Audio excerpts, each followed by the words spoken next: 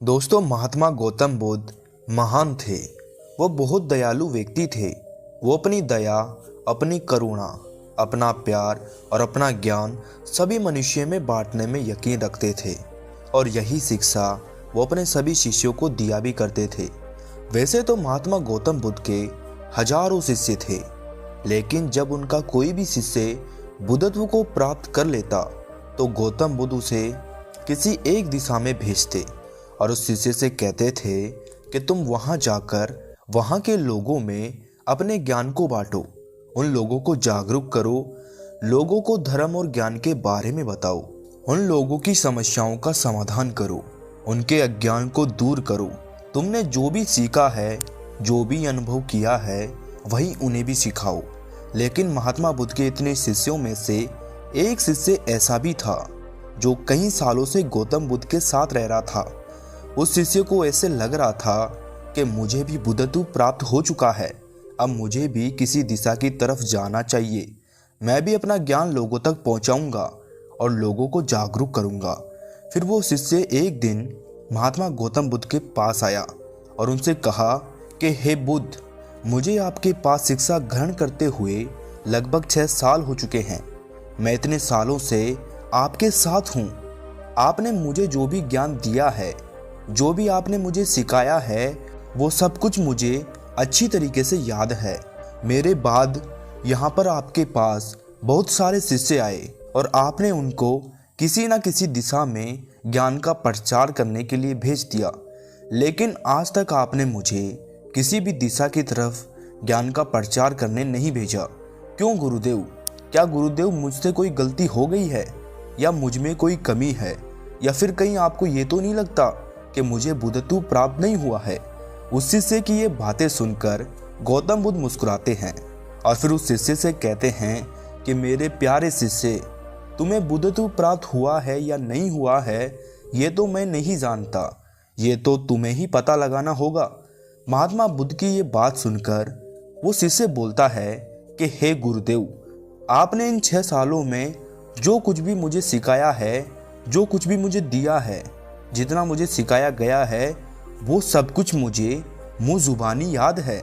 आप चाहे तो मेरी परीक्षा ले सकते हो, मैं आपके हर प्रश्न का उत्तर देने में सक्षम हूँ।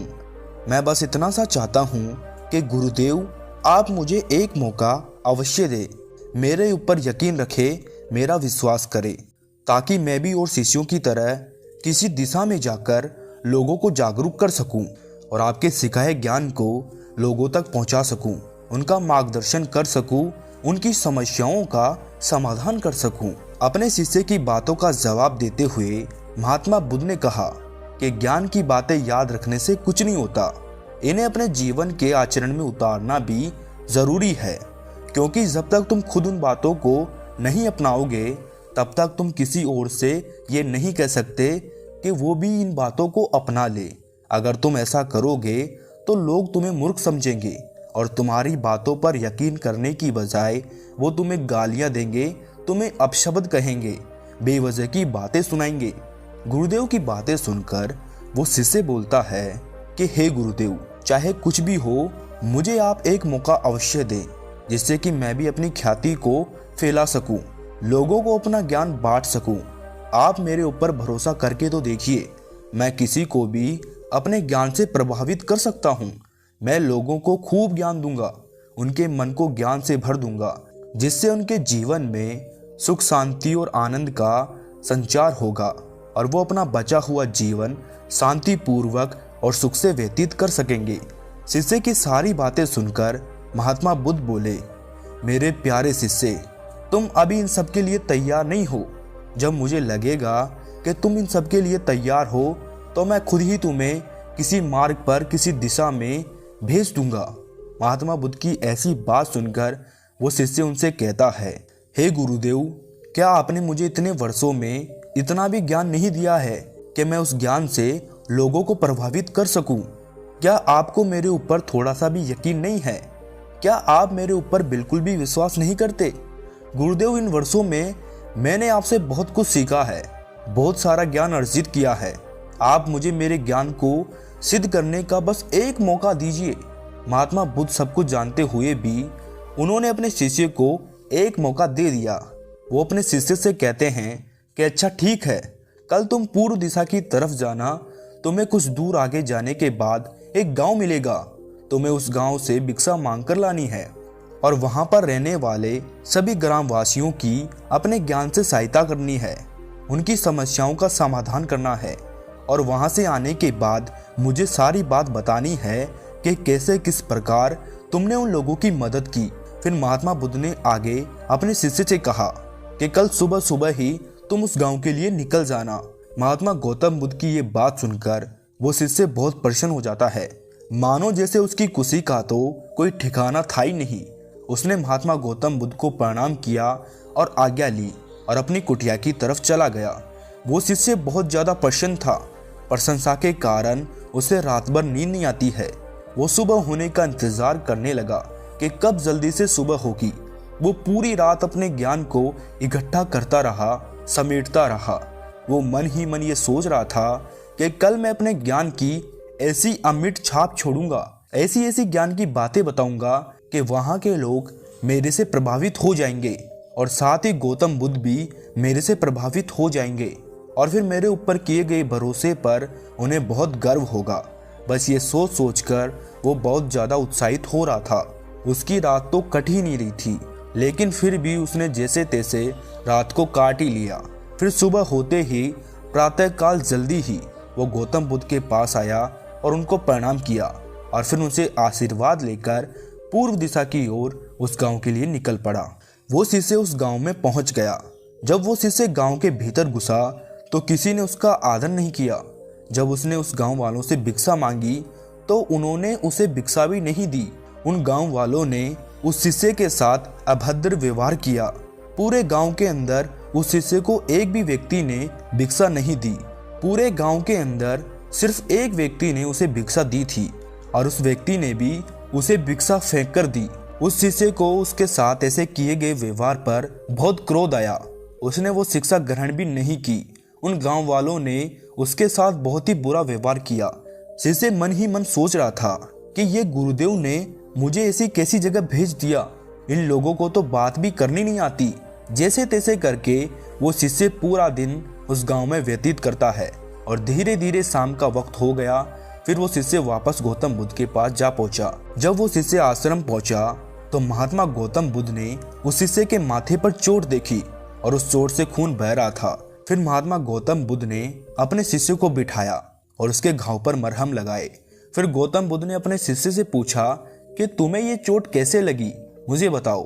फिर उस शिष्य ने महात्मा गौतम बुद्ध को बताया कि गुरुदेव, उस गांव के लोग तो बहुत गंवार हैं, जाहिल हैं। वहाँ के लोग तो बहुत ही दुष्ट हैं। उनके पास तो बुद्धि नाम की कोई चीज़ नहीं है।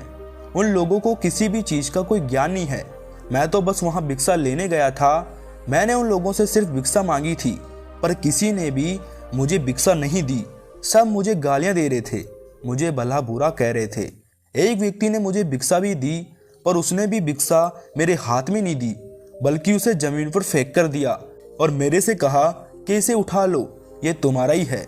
उसने ऐसा किया तो उस समय मुझे बहुत क्रोध आ गया, लेकिन मैंने अपने क्रोध को शांत किया और उन्हें काफ़ी समझाने की कोशिश करी, लेकिन वो तो मेरी एक बात भी नहीं सुने।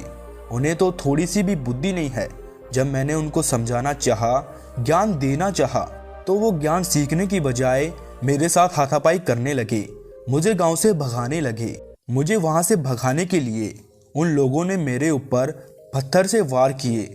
इसी कारण मेरे सिर पर चोट लग गई। गुरुदेव, अब मैं उस गांव में भिक्षा लेने कभी नहीं जाऊंगा। आप मुझे अब किसी और दिशा में भेजिएगा, किसी और गांव में भेजिएगा, पर मुझे वापस उस गांव में कभी मत भेजना। मुझे आप ऐसे गांव में भेजिए जहां के लोग बुद्धिमान हो, जिन लोगों को पता हो कि एक भिक्षु के साथ कैसा व्यवहार किया जाता है। अपने शिष्य की बातें सुनकर महात्मा गौतम बुद्ध मुस्कुराने लगे और अपने शिष्य से बोले, अच्छा मान लो मैं तुम्हें भिक्षा लेने के लिए दूसरी दिशा में भेज दूं, दूसरे गांव में भेज दूं, लेकिन अगर वहां भी तुम्हें ऐसे ही लोग मिले, ऐसा ही गांव मिले, तो फिर तुम क्या करोगे? फिर वो शिष्य गौतम बुद्ध से बोला कि हे गुरुदेव, ऐसे लोगों को तो कोई भी ज्ञान नहीं दे सकता।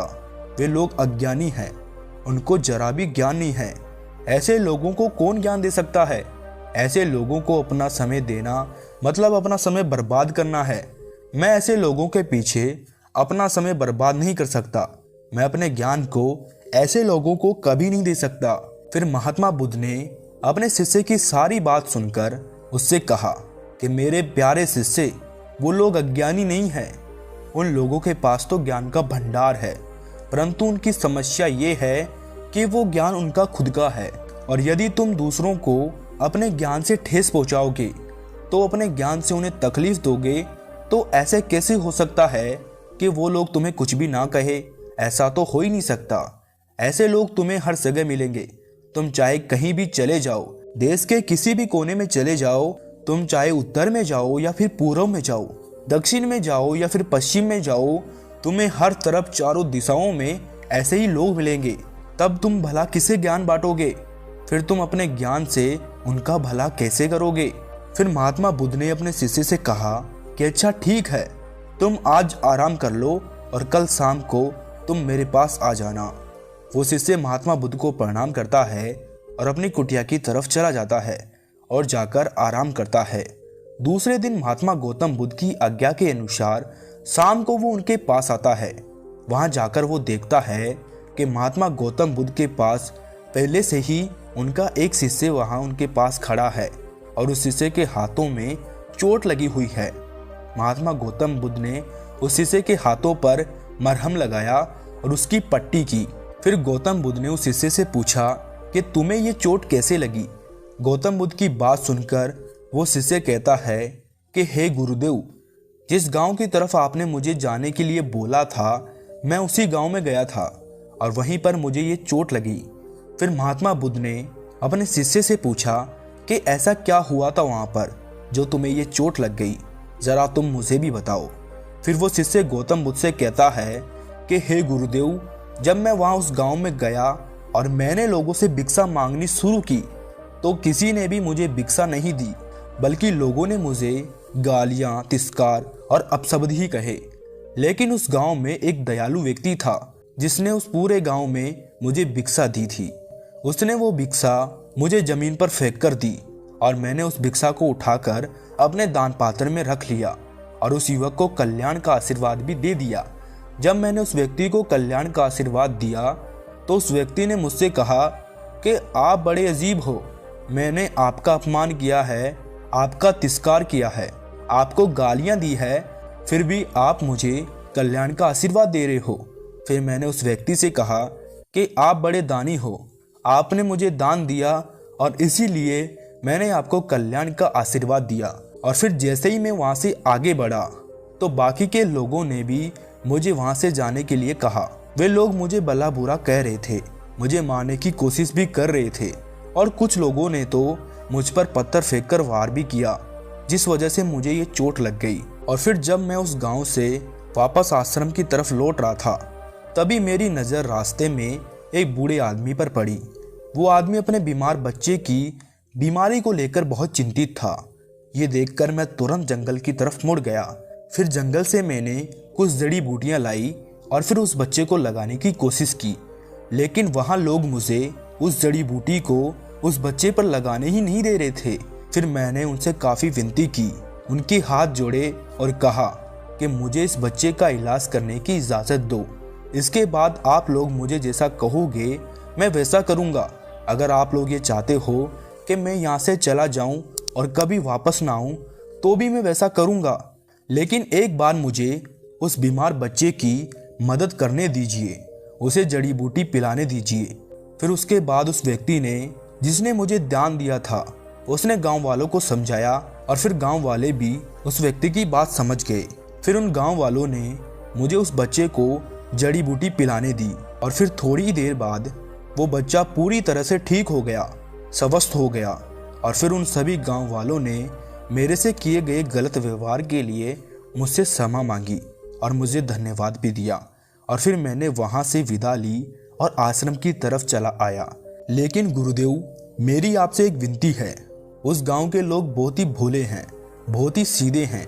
उन लोगों को अभी बहुत कुछ सीखना है, तो क्या मैं रोज उसी गांव में भिक्षा मांगने जा सकता हूं? अगर आप मुझे आज्ञा दे तो मैं रोज उसी गांव में जाना पसंद करूंगा। महात्मा बुद्ध और दूसरे शिष्य की बातें वो पहला शिष्य खड़ा खड़ा चुपचाप सुन रहा था, और जब उसने सारी बातें सुन ली तो वो महात्मा बुद्ध के चरणों में जा गिरा और उनसे कहने लगा कि हे गुरुदेव, मैं सब कुछ समझ गया हूँ कि आप मुझे क्या समझा रहे थे।